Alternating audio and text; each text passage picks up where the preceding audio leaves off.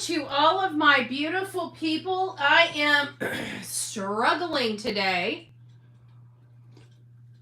If many of you guys were up late last night, you will know that Bullhorn Betty was up, woke up at around 12:30 last night and decided to go live because I couldn't go back to sleep, and I had previously had a live scheduled for 11. Well, it started at 10, but Justin wasn't wrapped up by 10. I figured 2 hours, but there was a little more that went on, and some more people, ended up coming on online and speaking. Josh the Lab was on there. Tony Mathis went up there to address some things, and we didn't have time to start, and by the time 10:30 rolled around, I was kind of falling asleep. So I went ahead on to bed around 10:30, 10:45 last night, and then a couple hours later, I'm wide awake. So Melanie, it's nice to see you, love. I hope you're doing well. So we're not gonna. I kind of addressed how I felt about the situation. If you guys would like to go back and watch that, go back and watch that. Hey, Jude, it's nice to see you, love. I hope you're doing well. Good morning. Good morning. So we've kind of gone over this last week several things. Let me grab my other phone so we can go over and just kind of do a gracious Delilah. Delilah's a bed hog. She's got to be right up next to me, and then I got to push her out of the way just to move my leg. It's poor little Tang. Poor little Tang. But we covered quite a bit this week. For those that are just tuning in, I was just on TikTok and going over our processes. We're going to be including, I know we've been talking about the afternoon, and many of you guys, excuse me, are used to me from earlier when you guys started following me having an evening show. I don't normally have evening shows, but we're doing, it's always been our plan to end up having 3 shows. So what I'm doing now is I'm divulging the morning to Sebastian Rogers on this channel. Around noon, we go over to the other channel for our breaking news. That happens anywhere between noon and 1:30. And then our evening is going to start being provided for the Koberger case, because there's a lot of new stuff being released on a daily basis. This case is heating back up. They're preparing for trial. We need to get everybody up to date and up to snuff on the trial, because this is going to be a very expensive and costly trip. And the trip is, we're going to have to get everybody up to snuff, because we're going to be out there. We're going to be going over some of the content. Some of the content we've released, the majority of the content we released, but there's still a lot of content that we didn't have a place to put it. At the time, things were moving at, lightning speed. It was a very fluid situation when we got there originally. They had a little more detail by the time we had our second tour to the area, but our first tour, our fact-finding mission, it was very fluid. Nobody knew a whole lot. We had like 4 or 5 areas that law enforcement wanted us to keep our eye on as the public.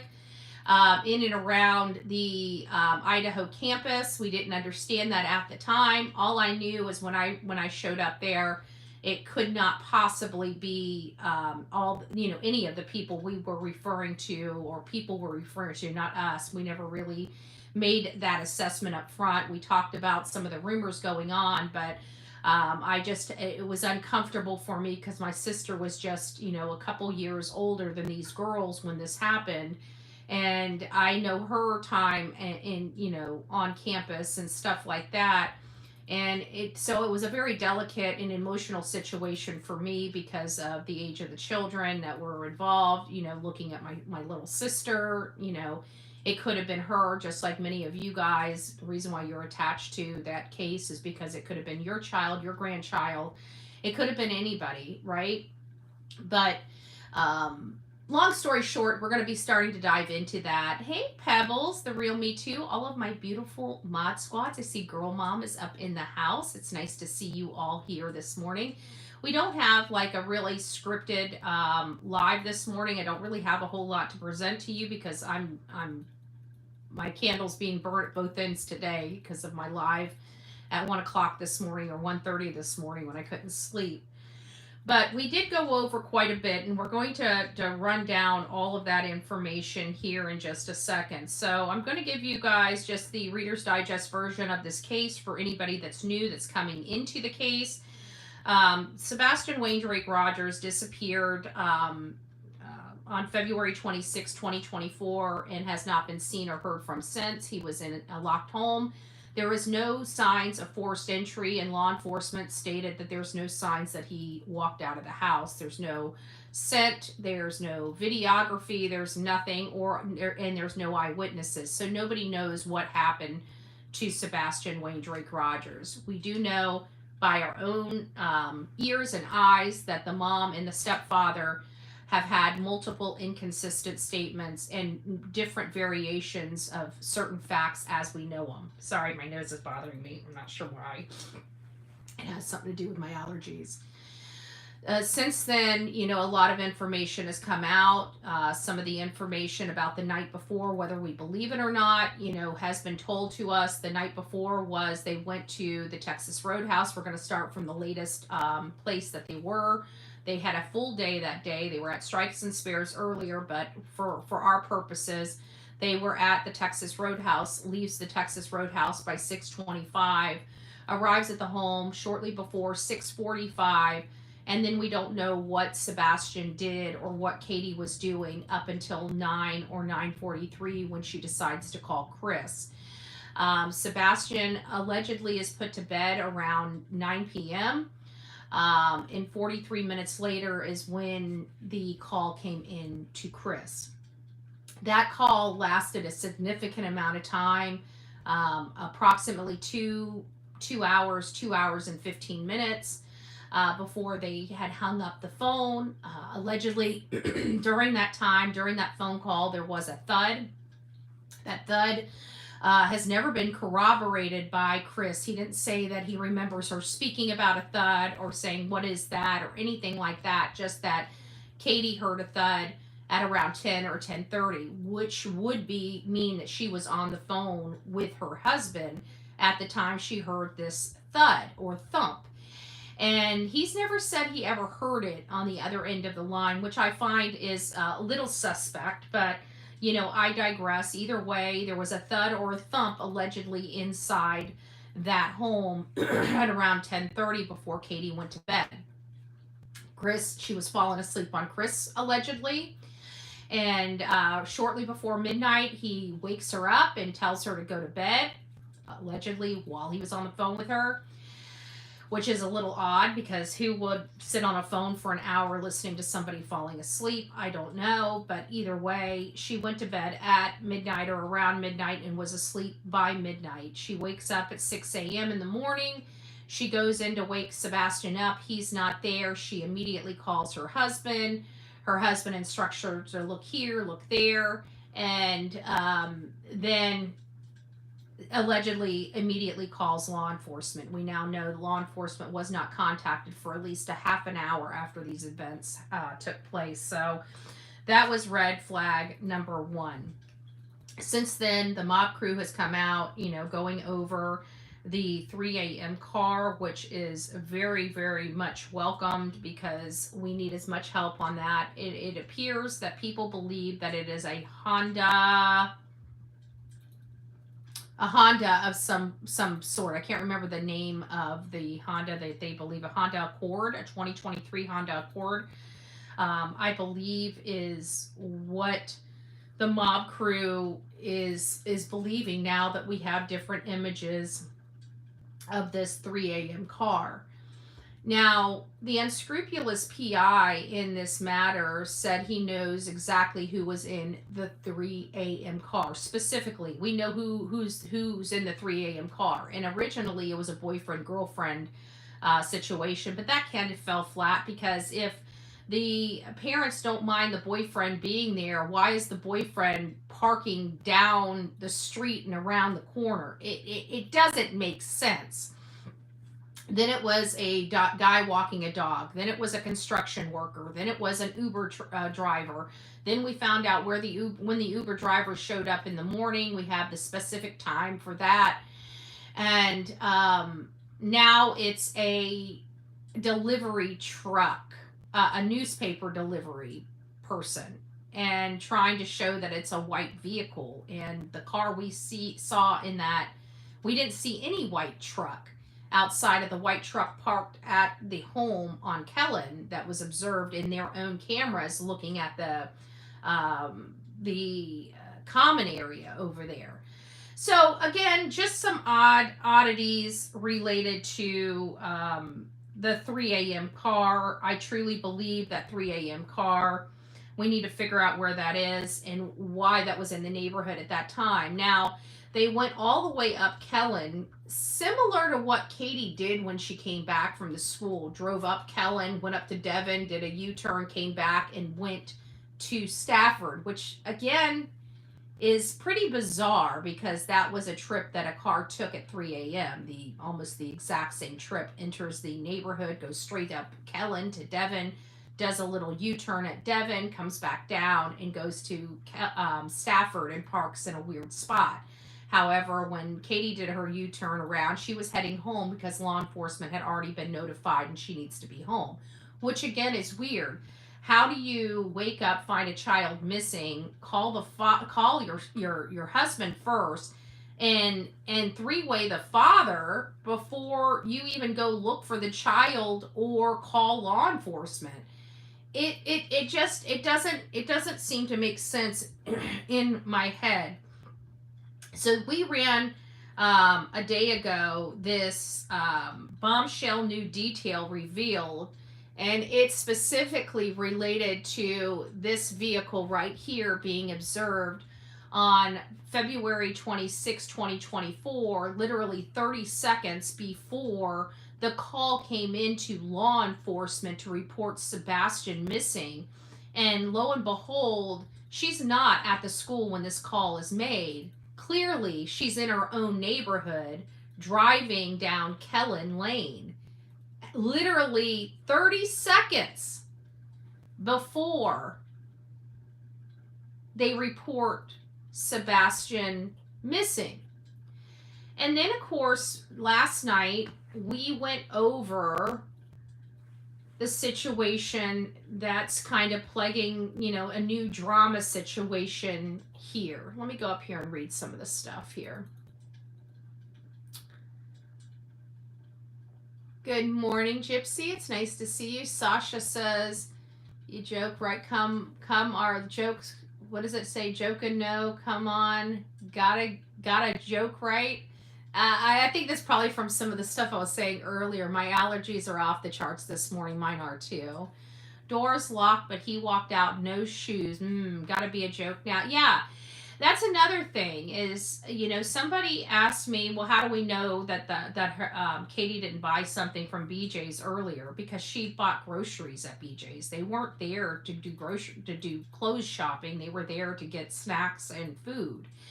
And if you really strip things away, it doesn't seem like Sebastian has a lot of shoes. It doesn't sound like he has a lot of clothes. It doesn't seem like his mom, unless he was growing out of something, didn't buy him anything. When I say the bare necessities, yes, he lived in a very nice, beautiful home. And while Chris and Katie had a lot of nice stuff, it didn't seem like their son had a lot of nice stuff. He had his room, and I'm curious to see what kind of bedroom furniture he has.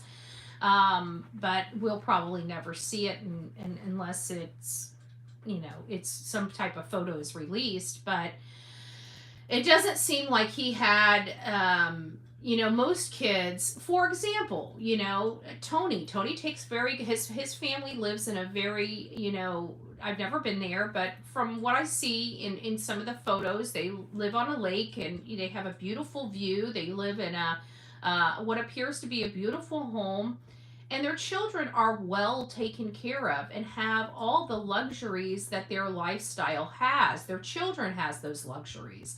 In this case with Sebastian Wayne Drake Rogers, it seems like his parents have the luxuries. His mom and dad and his stepfather have a posh lifestyle and the luxuries, but those don't trickle down to him, it doesn't sound. Just my opinion now. This is just an opinion. I don't know any of these people. I've never been in their house, let alone even talk to them to even know or gauge parents. It might very well be that. Brozempic. Sasha screaming in the phone, wake up, really? Chrissy, no way. Yeah, that doesn't make sense, because we learned from actually two places. We learned from Seth that Katie sleeps like a rock and it's very hard to wake her up. And when she was asked if on the Nancy Grace show if she took medication for sleep, she said no, and she asked her something to the effect of whether, if she slept, hard, and she said sometimes not, or something to that effect. And I remember it was on the Nancy Grace show when she did the interview. So it makes me question that, because if she's a hard sleeper, how can somebody over the phone scream her awake? It's no different than the TV that she probably fell asleep while on, And when I roll over on my good ear, you can ask people that have, shared rooms with me and stuff like that. I can literally sleep through anything. I can sleep through a TV being on. I can sleep through lights being on. I can sleep through just about anything and I don't wake up. I can even sleep while my dog is crawling all over me trying to wake me up, and I'll sleep through all of that too. So it just doesn't, it falls on deaf. It just doesn't make sense. That's the issue. It doesn't make sense. And when something doesn't make sense, we kind of freak a little bit and we're like, what does it mean otherwise? And that's when our creative minds start going through all the possibilities, and we set that this must mean this, and then all of a sudden it's taken as fact when it's still just a theory, just an assumption, and just an opinion. We have an abused Sebastian. We are citing Harley's Law and Birchfield, ton of bruises. I don't know what that means, Sasha. He certainly didn't have a coat or a chair. No, he definitely didn't have a coat. Oh, look at Melanie. Thanks for doing what you do for Sebastian, keeping his name out there. Amen. Amen. Oh, Justin For All is up in the house. It's nice to see you, my love. You did a great live last night. Thank you for that. It's nice to kind of get out there and clear the air before, a story like this gets legs and tentacles and starts, moving about. It's just good to kind of do a one and done, let everybody know what's really going on, and just being done with it and move on. I really think it should be brought to Sebastian, which brings me to my next topic is, Sebastian. Sebastian, if we remember, is 5'5". Oh, that reminds me. Let me go back here to Mama Rissa. Hold on, let me find you, Mama Rissa. I know you're in here. Okay, Mama Rissa.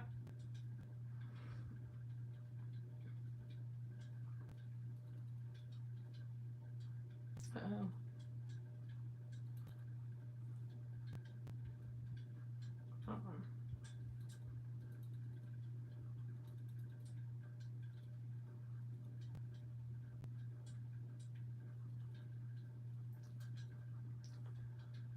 Am I in the right? Let me make sure I'm in the right email. There it is.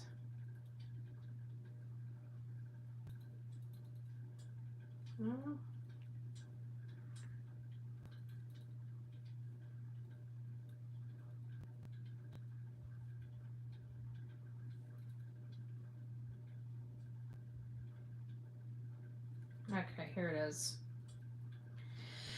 So let me get you guys down. I'm probably gonna have to take the green screen off to show you guys this. Hold on, let me see if I can try to do it this way. This might be the easier way, but I don't want the phone to fall because these cell phones are heavy. So one of the situations that we had with Sebastian is Sebastian's 16 years old. His mother was talking about him. Hey, astrology for the mystics. He because of his age, we learned that he's growing some facial hair. Now, if he did in fact walk out of the house, he walked out of the house with no utensils, no, razors, no toothbrush, no toothpaste, no medication, no extra clothing, no underwear, no socks, no shoes, no nutrients, no snacks, no bottles of water, no backpack was taken. None of his personal belongings, just him leaving without shoes or anything else. Doesn't make sense because we did learn that Sebastian is allergic to grass, scared of the dark, scared of bugs, doesn't like dirt, doesn't like dirty water. It just doesn't make sense that he would have left without shoes. But the most notable is his age and the fact that he's hitting puberty and the fact that his mom's talked about him getting the mustache and how he hates the mustache. And then it dawned on me that, if he did walk out of the house, he's 16 years old. If he has no razor, he should be getting, his beard and his mustache in. So I asked Mama Rissa to do some images where you can see him having a beard or a mustache and what he might look like with the beard and mustache and different, different images of him with just a little bit of hair, a little bit more hair, what he might look like. Thank you, Mama Rissa, for that. So we did get something with his facial hair on it because I think it's important, because if he is out there, he could very well have facial hair on his face, and we need people. So I'll bring these up on a live where you guys can see them a little better. But that is, we need to have those images because it's very plausible. Give Mama Rissa a big round of applause for doing that. It's very plausible that he could have facial hair now and may be unrecognizable to us. So we wanted to make sure that we have his image in different, situations. Maybe another one would be lengthening some hair to different lengths because he wouldn't be able to have the haircut just yet if he's out there. So we really just want to make sure that everybody has a good understanding of what Sebastian could look like, because we're looking for him, right? We're looking for him all over this country and, quite frankly, all over this world.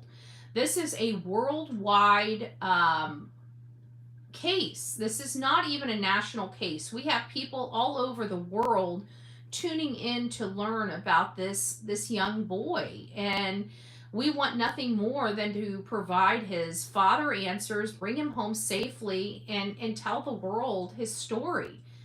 But there's a part missing. We don't know where he is. We don't know what he's doing. We don't know if he's healthy, if he's being abused, if he's eating, if they're taking care of him, if they're giving him medication, if they're clothing him, if he's cold, if he's sick. We don't know. And that has to be the most uncomfortable feeling in the entire world when you're a parent and you have a child that you can't, see, touch, smell, you don't know. I can't imagine being a parent in a situation like this. The overwhelming amount of grief that must come over a parent. Think about it. When you're a parent and you believe your child ran away, and say your child has been gone for a significant amount of time, what happens if you look at oh, it's me, Jen, it's nice to see you, love. If you look at, this in general, most parents blame themselves. After so long, most parents truly blame themselves. They blame themselves, especially if their child ran away, not doing enough, not getting the proper care that they needed before it got to this point. The coulda, shoulda, wouldas really set in, and it's really observed on the parent's face. Here, we see it on one parent's face, but not another. The mom is so, it's almost like these are military trained people that are trained to deal with almost insurmountable information. Oh, thank you. It's me, Jen. I love the heart. Thank you. Floating heart. Thank you, thank you, thank you. But they're military trained to deal with adversity, to deal with uncomfortable situations. Thank you, it's me, Jen, right? And here we have them kind of being cowards, you know, hiding, scared that the public might say something mean. Have they seen Seth? Like, their team of people crucify him. They want violence upon Sebastian's army and the green team. And if you don't believe me, you can just go over to any of their channels and you'll hear them talking about wanting to hit this person in the face or that person in the face. And it's like the majority of our cases are a direct result of violence in the home. Violence in the home. And we're not just talking about this case. The majority of our cases, and we got content creators that want to act like they're true crime people saying things like punching in the face. They should be teaching their audience, don't touch anybody. Violence is not the answer. What we do over here. Because violence doesn't accomplish anything. It only hurts a lot of people, including yourself. But we've heard the rhetoric. We've heard the rhetoric. And we watch these people bully people in this name of Sebastian Wayne Drake Rogers, a boy that was bullied. It's a no-go for me. It's a no-go. Hey, Julia, it's nice to see you. So we absolutely condemn violence in all forms, because the majority of the cases we cover are because of violence. Violence in the home, being around violent people. You can't advocate for abused victims while inciting people to abuse. You just can't do it. And if people are falling into that, that's a shame. But that's something you need to look into your heart and find out why you are so hell-bent on being in the nasty circle. Because at the end of the day, violence isn't the answer. And this child may be here right now if it wasn't for violence in his home. Summer Wells might be here right now if it wasn't for violence in her home. There are a number of people that would be here right now, Harmony Montgomery, that should be here right now had it not been for violence in the home. I want to be very clear on my stance. I say no to all types of violence, but moreover, domestic violence, because domestic violence is by far the deadliest. It's quiet, it's swept under the rug, nobody knows about it until it's too late. We absolutely don't believe in punching people in the face. We absolutely believe in letting people do what they need to do for themselves and staying out of their way and them staying out of your way. But what we never will have on this channel, or the rhetoric on this channel, is that violence or punching somebody in the face or pushing somebody out of the way or making them hear our point of view is not what we do on here. We come on here every day and talk about common sense things. People either have it or they don't. But what we don't do is force feed it down their throat. If you don't line up, you're not here, and you're here for distractions, we move you out of the way to get you where you need to go because you don't belong here, right? You probably belong on another channel, but not here. Caroline, there's zero proof of any of the children are deceased. I never went too far. I never give up hope. Otherwise, we could never recover a living child. That's hypothetical. I don't like, that's another thing I don't, people... people have a lot of hope. We never want to diminish hope. But I'm a very analytical, statistical person. And I don't like living in fantasy worlds. I like living in a reality world, and reality sucks. But it keeps you ultra focused on the key information. In this situation, we have a child that, and people send me this, and I just want to throw this out there. I realize that children are found all the time. There was one child that was missing for XYZ years, was found. But the difference is they were truly abducted by their parent, and they were with their parent when they were found. This is a situation where this child is not with any of the parents. There's no parents on the lam with them. There's no parents on the lam with them. We absolutely support 100% Seth Rogers' mission to bring his son home and to bring his son home safely, and we never want to lose hope. I agree with you, Caroline. But living in a fantasy world, or only telling our audience that this is the way instead of being realistic, I think is a disservice as well. Because if we're all focused, and I do think that there needs to be two efforts, and there is two efforts. There's the effort to find Sebastian alive and healthy, but there's still a lot of people out in those woods and out in those streams looking for him. You see what I'm saying? So it's not that I don't believe Summer is dead. Yeah, well, I do. And there's a lot of reasons why I believe that. And I believe her father was home when her mom came home. There's a lot of stuff there. When there's a lot of facts that are missing, you can say that because they're not found. But Summer Wells, I don't believe is ST'd. I don't believe she's. I believe something happened inside that home with her, and there's just something, and I don't know what it is, but I think it was a lot more horrific than what people think. So, but again, when they're not here and we can't find them, everybody wants to believe that they're here, and so they're looking for a child above ground, never once getting out in the woods to help look for her any other way. And as you can see, nobody's out in the woods looking for her, and she hasn't been found. There hasn't even been a sighting of her. There hasn't even been a sighting of her. And that was a worldwide case too. How do you have a case so large and a child be out there somewhere? I have not seen that yet. And I really have nothing good to say about Hopkins County or Ronnie Lawson. I think that people in Hopkins County are idiots. And I'm sure it's going to be disrespectful to many of them. And I don't mean to be that way, but they are idiots. For you guys to continue to put that same sheriff, that corrupt sheriff, in jail where his son can harm and abuse SA children in a church, and he gets out in a year, that should have been enough to get that officer fired, that sheriff fired. Ronnie Lawson, yes, you said it, is a joke.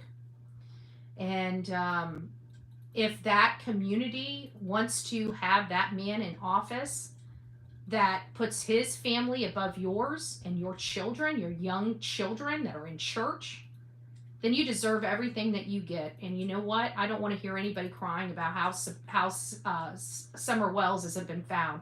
Because you know what? We can't do it on our own. We need support from the community.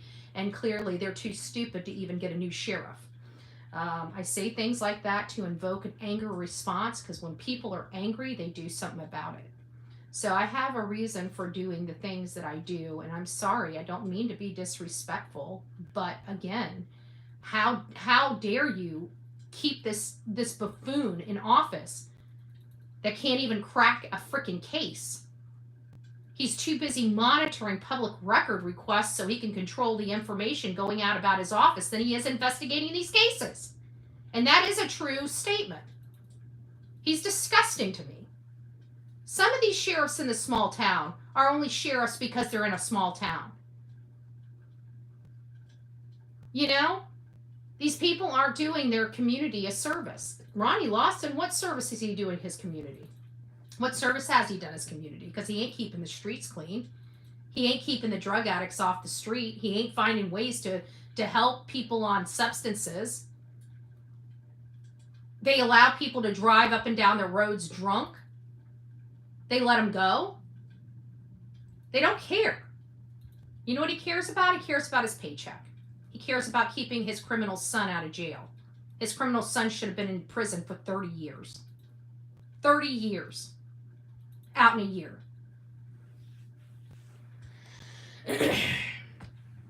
It's just, I think Tennessee has been so comfortable with their small communities doing their small county politics that social media has changed, and it's putting a focus on a lot of the behaviors that don't bode with the laws in Tennessee.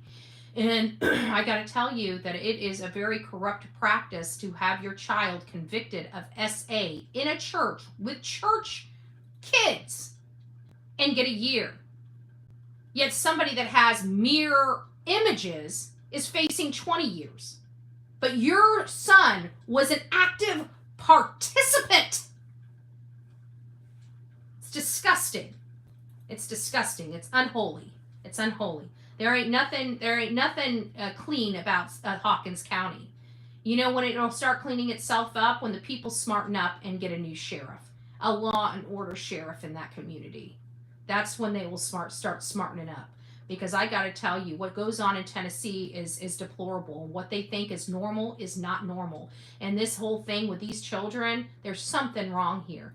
They have 40 missing children, and they have a smaller population in the state of Tennessee than we do here in the state of Florida. We have no records like that.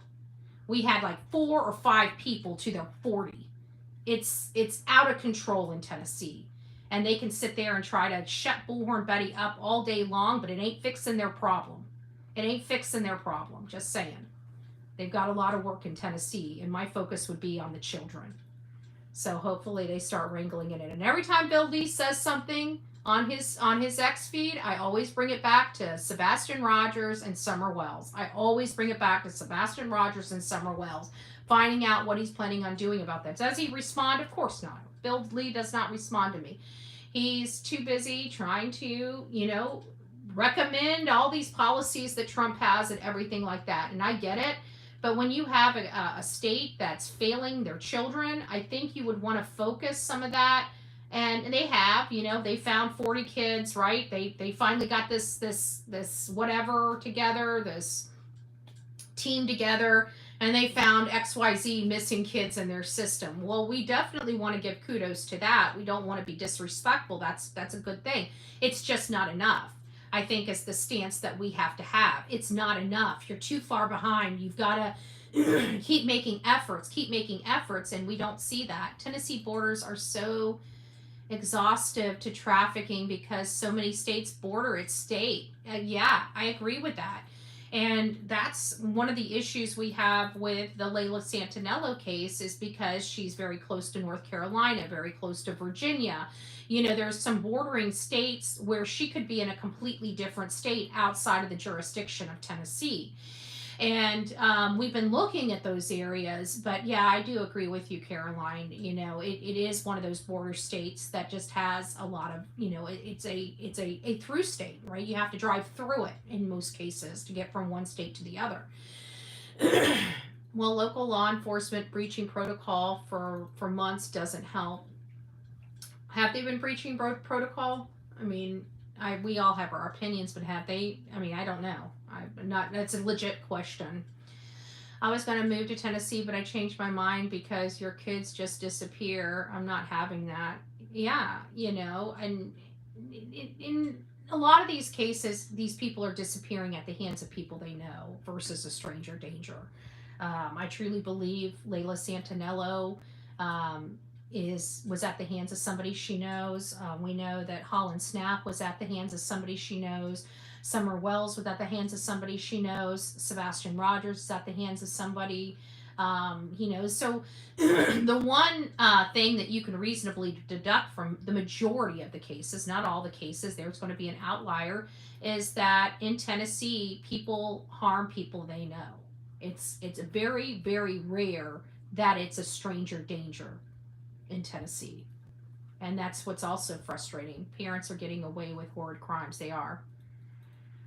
It is a beautiful state. Caroline is right. Like Tennessee is gorgeous, and for many of us, it would be ideal. It's ideal living. You got a lot of, especially if you're closer to larger towns like Nashville, you can get that unique lifestyle where you have all the amenities of big cities, but have the slow pace of country lifestyle. That for many of us is a dream come true, to have that kind of, changes from city to country, but that's what they have there, and it's gorgeous. Their area is a gorgeous place. I mean, don't get me wrong. But like, in the Summer Wells case, the mountains have eyes, and it's people know what happened to Summer Wells. I mean, they could hear over mountains. Like there was a lady on another side of the mountains that could hear their knockdown dragouts at the Wells property. I mean, it they could hear. They could hear. Hey Justin, welcome back. They could hear. And they heard a lot.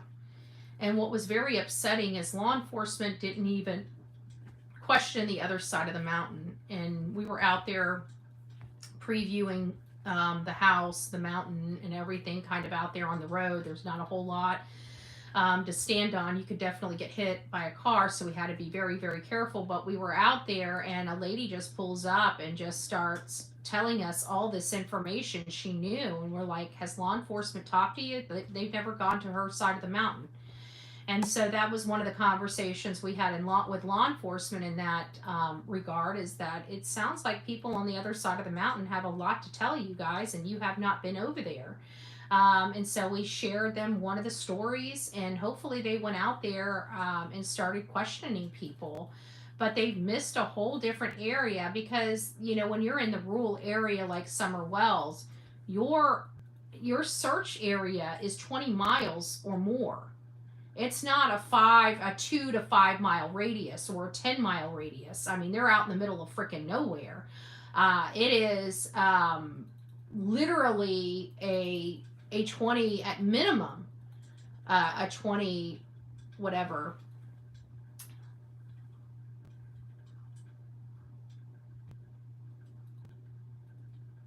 Oh, this must be one of the disgusting people. What do you mean my oven is disgusting?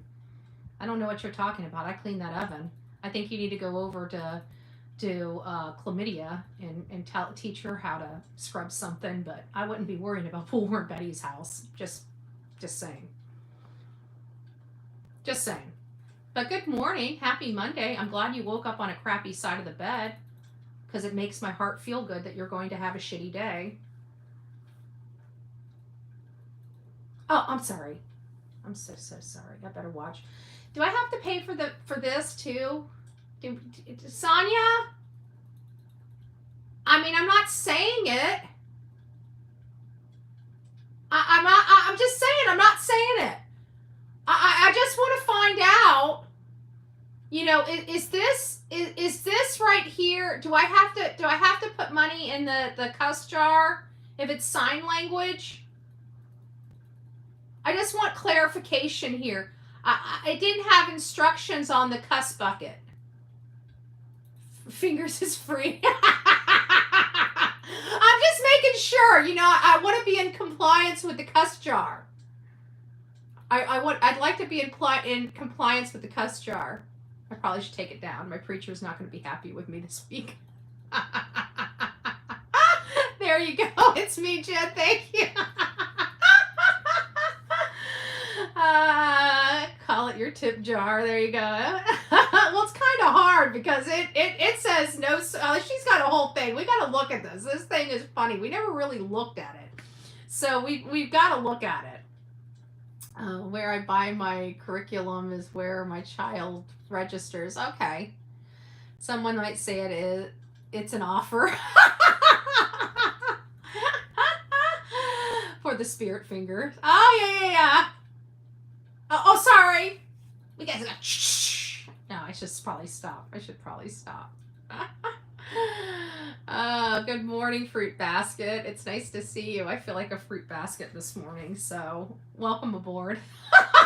Welcome aboard. All right, guys. Well, we don't have a whole lot this morning to go over because I didn't get much sleep last night, and I was kind of, following all the craziness that was going on. I was trying to get an understanding because, I'm kind of an ostrich in a sense when I'm doing these cases. During the day, I just stay focused on research, and people think I just research this case. I don't research this case all day. I've got a lot of obligations. I'm researching new cases. I'm researching political, stuff that's going on in our country. Oh, Lisa B. always.